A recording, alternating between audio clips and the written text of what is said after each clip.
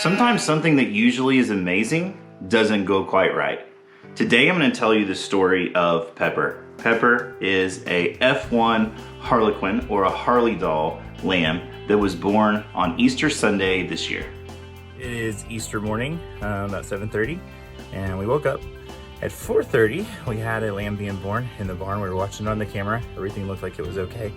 It was Dolly's baby. This is Dolly's first time to have a lamb. So when we came up here this morning, she was rejecting it. I saw her taking her head and butting her away. She just didn't want her nursing from her. The mom sat down so the baby couldn't get to the udders, and the baby would try to nurse like from the shoulders and different areas of the mom's body, but the mom just kind of kept pushing her away, and it was getting a little more violent. So I told Josh, we're done here, and I took our lambing kit and the lamb down to the house, and we immediately started bottle feeding the baby, and we thought we'll try this again in a few hours. Let's make sure that she gets some food in her first, and then let's give the mom some more time for the hormones to settle in and for her to calm down, and we'll try again. So I came up here and just kind of got Dolly in a headlock and put the little lamb on her so she can get that colostrum, and so far she is being able to nurse. And hopefully we can get these two bonded back together, because bottle raising a baby animal it sounds fun, especially for kids, but it's a lot of work and your success rate's pretty low. So we really wanted to bond and stay with mom. It was pretty apparent at that point that she did not want him to nurse or have anything to eat, but we decided to go ahead and go to church and leave them together. Hopefully they would bond. The pinnacle of us knowing something was going wrong was when we were on our way to church. We go to church about 15 minutes from here. We were about halfway there. Rachel was watching the camera, and she saw that the mom was being more and more aggressive to Pepper. So finally she said, that's it, I can't take it. We gotta turn the car around. We've gotta go back or she's gonna kill him.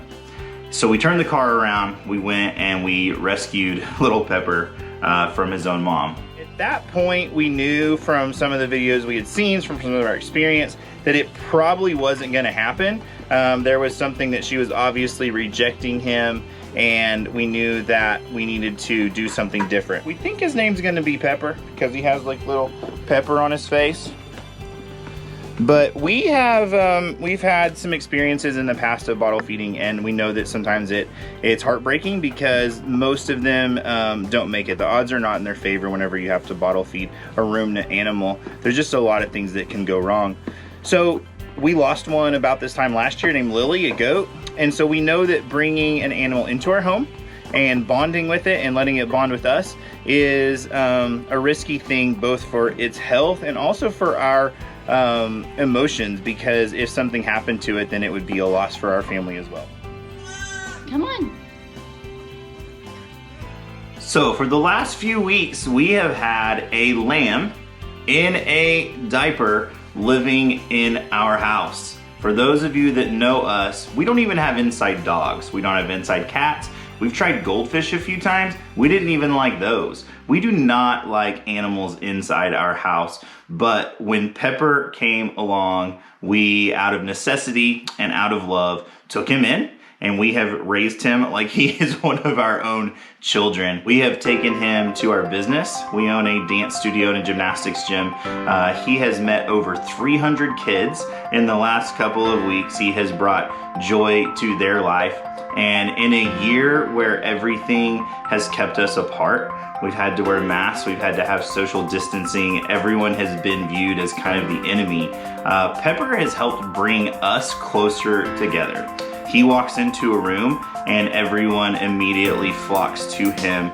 Everyone immediately loves him, and he in turn loves them. The takeaway for us when it comes to Pepper goes to the biblical principles of Jesus.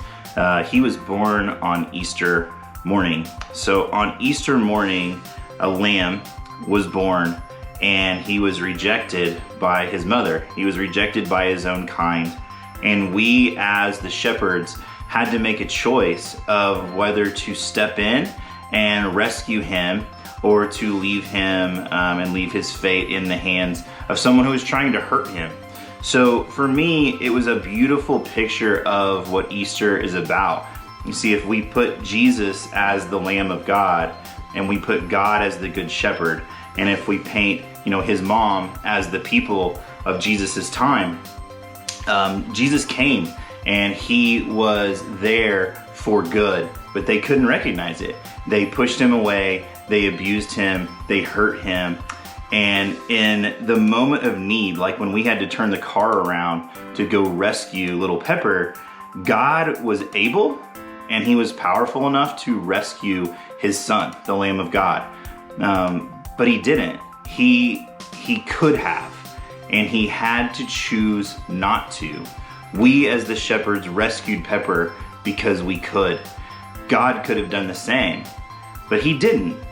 And it painted the picture for me that Easter is not about Jesus. Easter is about us. Easter is that God made a choice to let something bad happen to the lamb because he knew if he rescued one, he would have to forsake many. And by letting something bad happen to Jesus on that day, on that cross, he was able to save all of humanity for all of time. So the picture of Pepper on Easter has radically changed my life. In a year where we've had so many bad things happen, and so many times we have looked to heaven and we've said, God, why is this happening? Why are you allowing this to happen? I'm in pain, I'm hurting. I think that, there's going to be something bad happen. But God knows what's best. The shepherd knows what's best. He knows that sometimes we don't understand, but God's ways are bigger than our ways, and God's plan is bigger than our plan.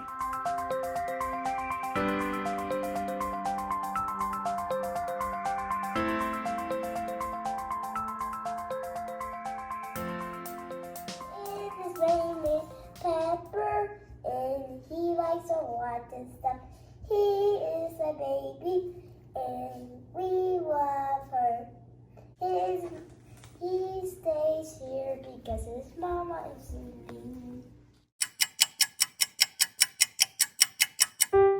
So here we are, it's Good Friday, a year later, and I really wish that I could tell you that Pepper has become a part of our family and that he's doing great. But the truth is that's simply not true. You see, we took Pepper and he met a lot of famous YouTubers. We took him to meet Arms Family Homestead and Walker Farm Fam. He met the Crockers, he met Paragon Ridge Ranch and Ridge Life and Come On Homestead. But shortly after some of those excursions, Pepper came down with a parasite load that his little body simply couldn't overcome. Because he was born a little bit premature, and because he wasn't nursed by his mom, he was lacking some of the antibodies and the immune system that he needed to fight that off. And despite our efforts, Pepper didn't make it. So it was a really bad day for us. He actually died on Father's Day. And it was probably one of the worst Father's Days of my life because I had poured my heart and soul into little Pepper. The boys often joked that he was my favorite son, and I referred to him as my fourth son. I have never been that attached to an animal, and I have raised animals my entire life. But there was something about Pepper's story, about him being born on Easter and being rejected, that really connected with my heart. It really resonated with my soul. And so Pepper came to this world, he stayed for a short time, and then he left. Sounds familiar? It does to me. But the things that Pepper left me with were a new understanding of my responsibility to my flock. He left me with a new understanding of my responsibility to the people under my care and my protection. And he left me with a new understanding that sometimes our job is just to plant a seed. Pepper planted a seed with me. And sometimes I like to finish the job, but my job is just to plant the seed. So that's why Rachel and I have kind of changed a lot of the way we do things this year. We've planted a lot of seeds. We went to Africa and we planted an actual garden. We also went to some villages and planted a seed for people to go back. Hopefully they're welcomed and loved because of the things that we did there. We went to Puerto Rico and we spent time with people, short amounts of time, planting a seed so that they knew we were there because we loved them and we wanted the best for them. And most of all, because we wanted them to know that Jesus loved them.